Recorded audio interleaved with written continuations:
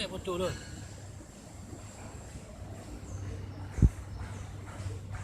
Bagaimana wawancara tadi di PT Bas? Apa-apa yang ditanyakan? Udah ada bulu boh katanya. Apa lagi? Hari ini apa lawanmu katanya. Habis itu? Sore pak. Saya bilang. Nah, Terus terus? ada mengkol hari ini katanya. Ada 2 kali tadi di kamar mandi.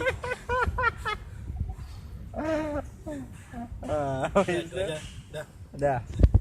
Oh, boleh. Berarti udah pasti lewat ya? Nggak tahu juga. Caranya suruh pajak Pinang 2 kali. Baru lewat.